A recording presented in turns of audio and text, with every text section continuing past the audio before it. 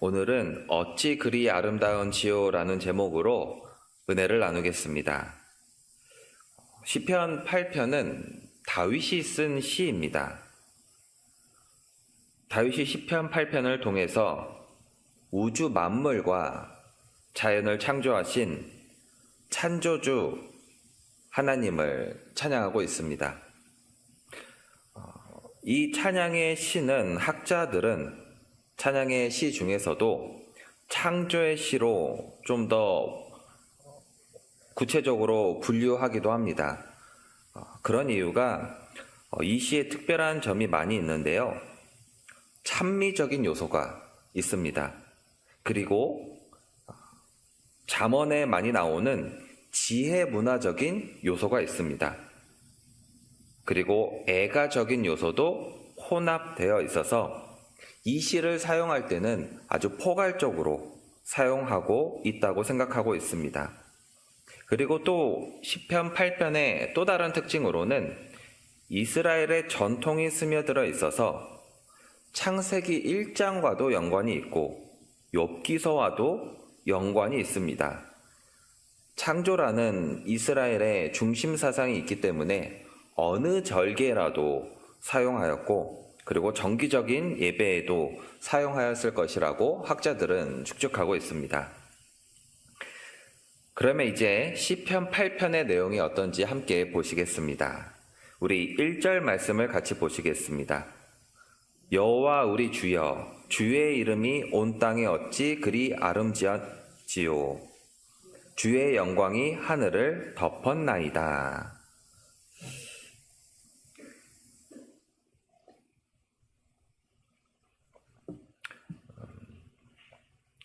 우리가 성경 말씀에서 보면 거룩이 하나님의 성품이라고 많이 일컫습니다. 그러면 하나님의 본성은 오늘 1절 말씀처럼 아름다움입니다. 이스라엘 정통 사상 안에서 생각해 본다면 하나님을 믿는 신실한 자들만이 하나님을 아름답다라고 인정하고 있습니다. 근데 이것은 이스라엘 사람뿐만 아니라 하나님을 믿는 그리스도인이라면 모두에게 적용되는 정통적인 사상인 것 같습니다. 하나님을 신실하게 믿는 사람만이 하나님께 아름답다라고 믿음의 고백을 할 수 있는 것과 같은 원리라고 생각됩니다. 그런데 이스라엘 사람이 하나님을 어느 정도 인정하고 그 아름다움을 찬양하느냐는 우리와는 좀 차이가 있는 것 같습니다. 거룩이라는 성품으로 한번 예를 들어보겠습니다. 이스라엘 사람은 하나님이라는 단어를 쓰는 것을 매우 두려워하였습니다. 그래서 하나님이라는 단어를 쓰기 위해서는 어떤 분들은 손을 씻기도 하였고요. 어떤 분들은 목욕을 하기도 하였습니다. 또 심지어 한 획을 쓰고 손을 씻고 또 회개 기도를 하고 한 획을 쓴 사람들도 있다고 합니다. 이처럼 하나님을 인정하는 데 있어서 자신의 불편함을 감수하면서 하나님을 존귀하게 여기고 있습니다. 저는 방금 불편하다고 표현했지만 아마 이 하나님의 존귀, 거룩, 아름다움을 지키시는 분들에게는 어쩌면 신뢰가 되는 표현이라고 생각할 수도 있습니다. 방금 제가 말씀드린 것 같이 하나님의 거룩 혹은 아름다움을 인정하고 실천하는 선배 목사님을 한 분 알고 있습니다. 대학원 다니는 동안 어떻게 하나님을 배우는데 사복을 입을 수 있느냐? 그래서 사시사철 정장을 입고 예배를 학교에서 대학원에서 예배도 하고 공부를 배우신 분이 있습니다. 그래서 제가 작년쯤에 한번 찾아뵈서 물어본 적이 있습니다. 목사님 그때 왜 그러셨는지 궁금해서 물어봅니다 라고 했을 때 아직도 별 말씀을 안 하시는데 이렇게 말씀은 하신 걸로 기억하고 있습니다. 만약 내가 다시 대학원으로 간다고 해도 나는 정장을 입고 하나님 말씀을 배우겠다. 이처럼 하나님의 아름다움을 우리가 인정하느냐 인정하지 않느냐, 이 부분은 자신의 삶에서 드러나는 것 같습니다. 이런 아름다운 하나님께서 어린아이의 말에 귀를 기울이신다고 말씀하고 있습니다. 2절 말씀을 보시면 주의 대적으로 말미암아 어린아이들과 젖먹이들의 입으로 권능을 세우시며 이는 원수들과 보복자들을 잠잠하게 하려 하심이니이다. 아멘. 이스라엘에서 어린아이들은 여자와 같이 사람 인원수에 포함되지 않습니다.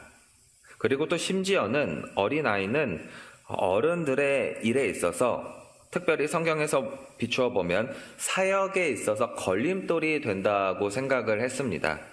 그래서 마태복음 19장에서도 예수님께 축복 기도를 받으러 오는 어린아이들을 제자들이 막았을 때 이렇게 얘기하셨습니다. 어린아이들을 용납하고 내게 오는 것을 금하지 말라. 하나님께서는 이런 어린아이를 통해서 대적들을 잠잠하게 한다고 말씀하고 있습니다. 우리 어린아이들의 특징이 무엇이 있을까요? 순수성, 그리고 연약함, 진실함, 거짓말을 하지 못합니다. 그리고 특별히 교회에서 목사님이 하시는 말씀이면 정말 이 세상 진리인 것처럼 생각을 합니다. 그리고 요즘은 잘 모르겠지만 초등학교 1, 2학년 전까지는 크리스마스의 산타의 존재를 진짜 있는 걸로 알고 있는 아이들도 있습니다. 이렇듯 어린아이와 같은 믿음을 가진 그리스도인을 통하여 하나님께서 하나님의 뜻을 이룬다는 것을 2절 말씀을 통해서 하고 있습니다. 하나님의 뜻을 이루시는 방식이 약한 사람, 그리고 약한 민족을 세워서 그들에게 하나님의 권능, 능력을 주십니다. 그 권능으로 하나님을 대적하는 사람들에게 패배를 주시고, 연약한 사람도 하나님의 권능으로 승리를 주신다는 뜻입니다. 2절 말씀만 보더라도 하나님의 뜻이, 하나님의 능력이 얼마나 크고 위대한지를 알 수 있습니다. 그러나 2절 말씀은 하나님의 능력을 기록한 일부분 뿐입니다. 3절 말씀을 같이 보시면 주의 손가락으로 만드신 주의 하늘과 주께서 베풀어 두신 달과 별들을 내가 보오니.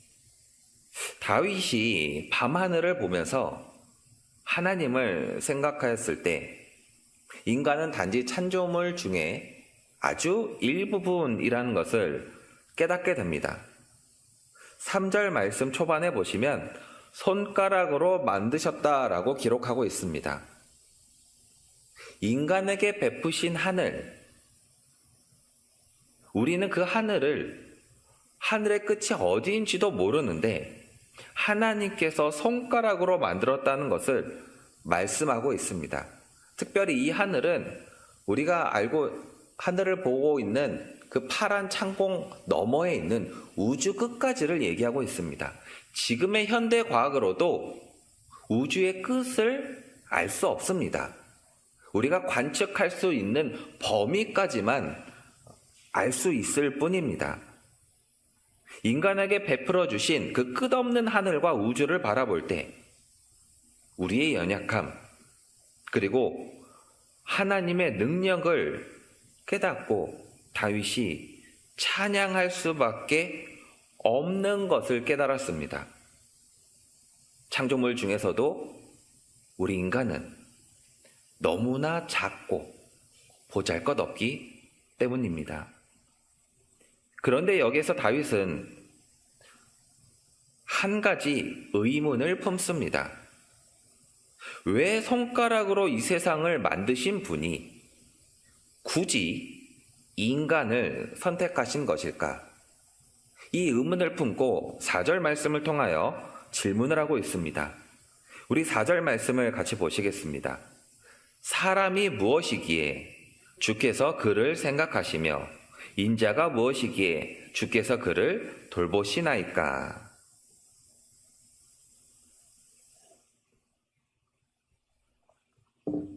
2절, 3절까지만 보더라도 하나님은 모든 것을 할 수 있는 분이라는 것을 대략 짐작할 수 있습니다. 또한 반대로 우리 인간들은 유한한 인간임을 알 수 있습니다. 그런데 왜 하나님께서는 이 약하고 유한하고 가장 보잘것없는 존재인 우리를 선택하셨는지, 다윗의 머리로는 혹은 저의 머리로도 도저히 이해가 되지 않습니다. 근데 이것이 4절 말씀에 나와 있는데요. 이제 4절 말씀을 조금 제가 더 구체적으로 말씀드리겠습니다. 4절 말씀에서 이해가 되지 않는 것이 두 가지가 나오는데요. 하나는 하나님께서 인간을 생각하신다는 것입니다. 주께서 그를 생각하시며 라고 기록되어 있는데 시편 8편에서 생각한다는 것은 기억에 의한 행동입니다. 하나님께서 인간을 기억하시고 돌보신다라고 말씀하고 있습니다. 왜 피조물 중에서 가장 작은 존재를 돌보실까? 이거에 대한 의문을 품고 있습니다.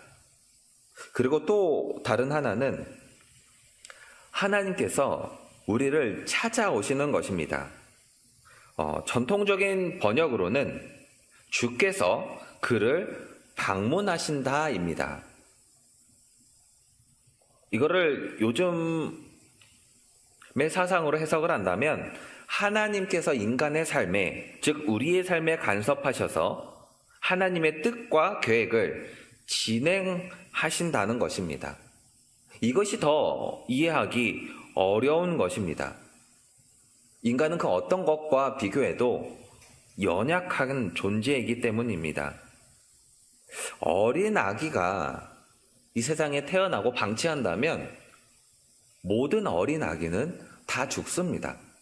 그러나 그에 비해 세상에 사는 동물들은 5분 이내에 부모를 찾아가고 두 다리에 힘을 펴서 자기가 숨어 있을 곳을 본능적으로 찾아갑니다. 인간처럼 약한 것을 누구나도 부정할 수가 없습니다.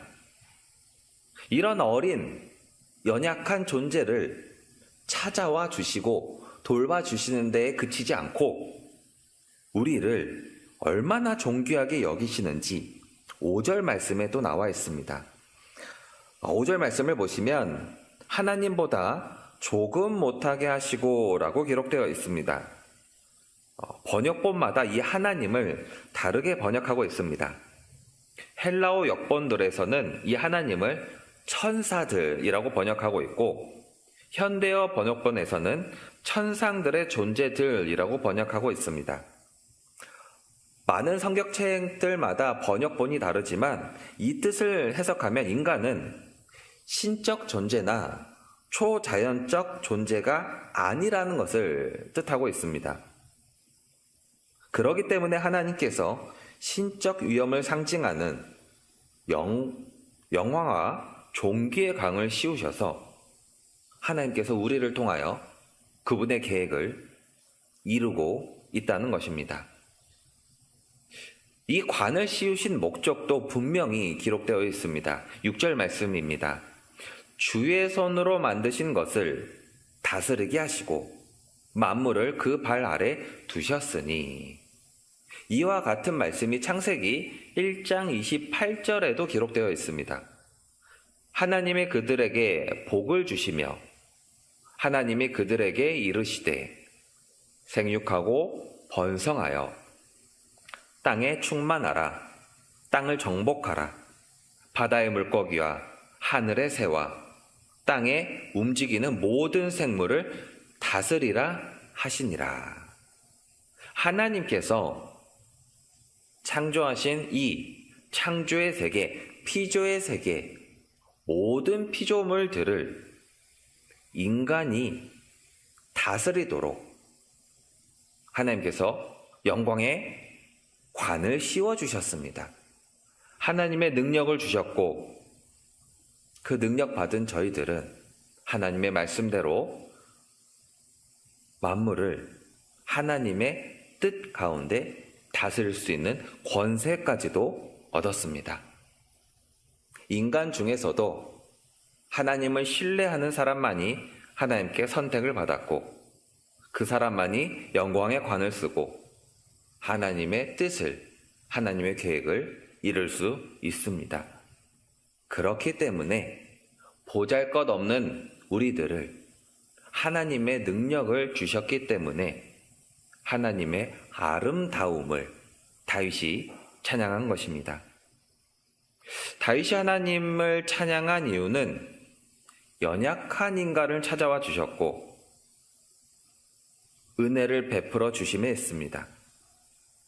보잘것없는 저희들에게 하나님의 영광의 관을 씌워주셨고 능력을 주셔서 하나님의 뜻에 따라 이 세상을 다스리게 하셨기 때문입니다.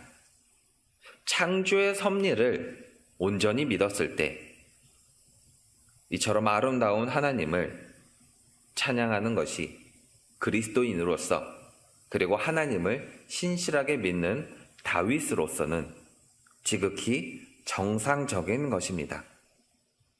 하나님은 그리스도인을 통해서 하나님의 뜻을 계획하시고 이루시고 있습니다. 하나님을 신실하게 믿으신다면 하나님께서 저희들을 찾아와 주실 것이고 완전한 하나님 나라를 위해 쓰임받는 성도님들이 되실 것입니다. 쓰임받는 기쁨으로 아름다운 하나님의 이름을 영원토록 찬양하시길 주님의 이름으로 축복합니다. 아멘.